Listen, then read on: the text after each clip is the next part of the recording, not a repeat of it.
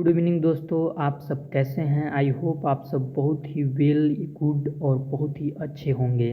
तो जैसा कि आप सबको पता है कि कल की क्लास में हम लोगों ने क्या पढ़ा था। जो बच्चे कल का क्लास देख लिए होंगे उनको पता होगा कि कल हम लोग पढ़े थे मीनिंग ऑफ सेक्स। सेक्स का अर्थ, ठीक ना। सेक्स का अर्थ हम लोग कल पढ़ाई किए थे, ठीक ना। सेक्स का अर्थ पढ़े थे। ये आज हम लोग पढ़ने वाले हैं। आज का टॉपिक है जेंडर एंड सेक्स में अंतर, ठीक ना। इससे पहले हम लोग जेंडर का अर्थ जान चुके हैं और सेक्स का अर्थ जान चुके हैं। यानी कि बीएड का जो थर्ड पेपर है 103 जेंडर स्कूल और सोसाइटी, इसमें हम लोग दो वीडियो बना चुके हैं, दो वीडियो देख चुके हैं और दो वीडियो में पढ़ चुके हैं। जिसमें जेंडर का अर्थ जाने थे पहली वीडियो में और दूसरी वीडियो में सेक्स का अर्थ जाने थे। आज ये तीसरी वीडियो है इस सब्जेक्ट पे। आज इस वीडियो में हम लोग जेंडर और सेक्स में अंतर जानेंगे कि क्या डिफरेंस है, ठीक ना। Difference between gender and sex, B Ed 103 third paper है, ठीक ना, बीएड का, जो कि पूछा जाएगा। तो आइए शुरू करते हैं। लिंग, दोनों का ही अर्थ हिंदी में दोस्तों लिंग होता है। सेक्स का भी अर्थ लिंग होता है, जेंडर का भी अर्थ लिंग होता है। इसलिए इंग्लिश वर्ड को ध्यान में रखेंगे और अंतर के हिसाब से दोनों में फ़र्क समझेंगे, ठीक ना, कि दोनों में क्या क्या विभिन्नताएं पाई जाती हैं। तो पहला इसका क्या अंतर है। लिंग का अर्थ यानी जेंडर का अर्थ होता है समाज एवं संस्कृति द्वारा स्त्री एवं पुरुष में अंतर करना, ठीक ना। जेंडर का क्या अर्थ होता है, समाज एवं संस्कृति द्वारा। यानी कि आइए बहुत अच्छे से इसको समझते हैं। जेंडर जो है, जेंडर वर्ड समाज के द्वारा यानी कि सोशल, समाज के द्वारा, सोशल कंस्ट्रक्ट, सामाजिक संरचनाओं, यानी समाज के जो व्यक्ति थे उन्होंने जेंडर को मतलब कि विभाजन किया है। पुरुष एवं स्त्री के हिसाब से जो अंतर होता है, समाज के हिसाब से पुरुष एवं स्त्री में जो अंतर होता है उसको जेंडर बोला गया है, ठीक ना। जैसे कि पुरुष बाहर कमाने जाते हैं, परिवार को चलाते हैं, स्त्रियां घर का काम काज करती हैं। स्त्रियां जीन्स वगैरह छोटे छोटे कपड़े नहीं पहन सकती, लेकिन लड़के किसी भी तरह के कपड़े पहन सकते हैं। लड़के आधे आधे रात तक घर से बाहर घूम सकते हैं, लेकिन लड़कियां अगर थोड़ा सा भी शाम तक लेट हो गई, घर नहीं आई, तो बहुत बड़ा बवाल हो जाता है। तो इस टाइप के जो मान्यताएं हैं, ठीक ना, समाज द्वारा जो इस टाइप के मान्यताएं बनाए गए हैं, तो इस टाइप के मान्यताओं ये समाज के द्वारा बनाए गए हैं, ठीक ना। तो ये जो मान्यताएं हैं इनके हिसाब से जो मेल और फीमेल में अंतर किया गया है समाज के द्वारा, यानी कि सोशल कंस्ट्रक्ट,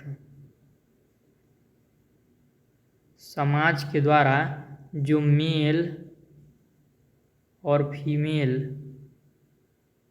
में अंतर किया गया है वो हमारा क्या कहलाता है, जेंडर कहलाता है, ठीक ना। समाज के द्वारा जो स्त्री और पुरुष में अंतर किया गया है वो जेंडर कहलाता है।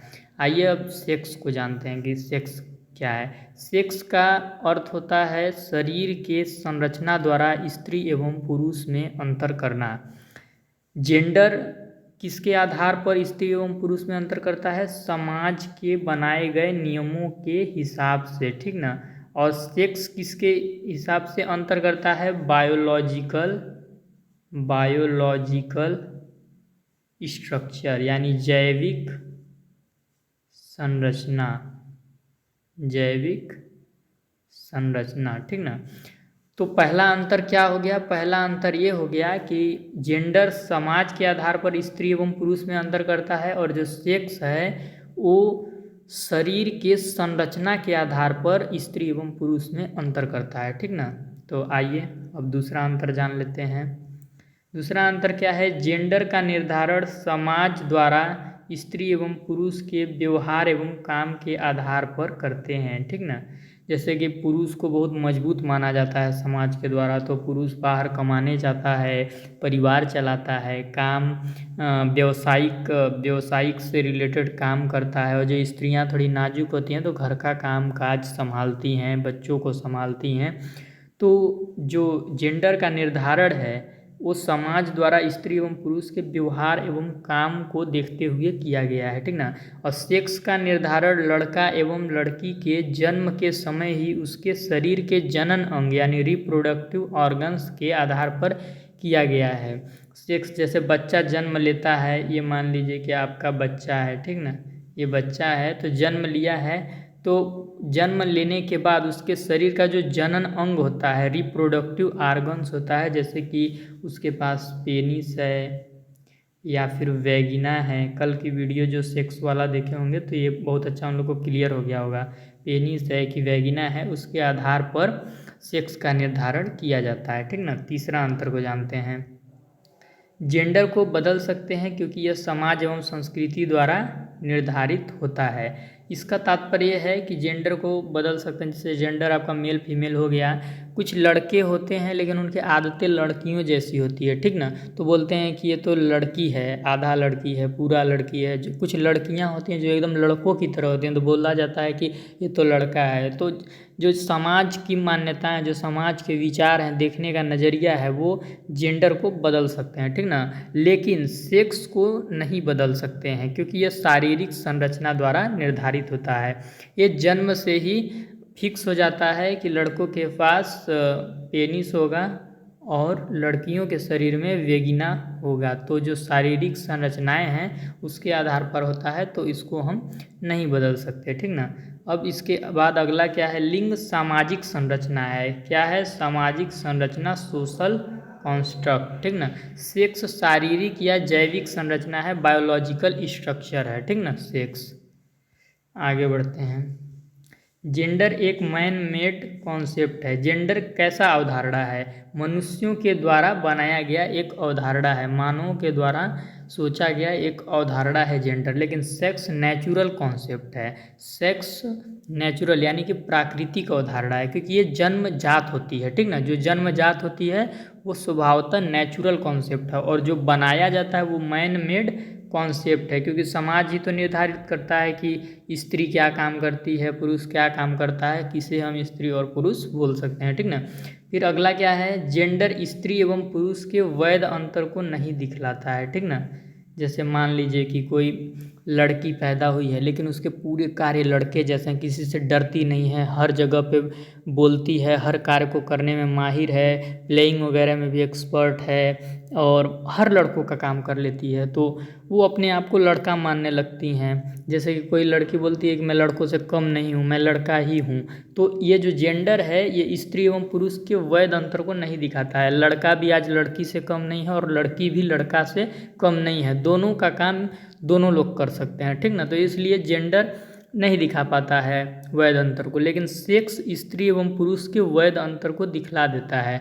अब सेक्स स्त्री एवं पुरुष के वैध अंतर को कैसे दिखलाता है, जब बच्चे किशोरावस्था में जाते हैं, ठीक ना, जब बच्चे किशोरावस्था में जाते हैं तो उनमें सेक्स का लक्षण धीरे धीरे दिखने लगता है।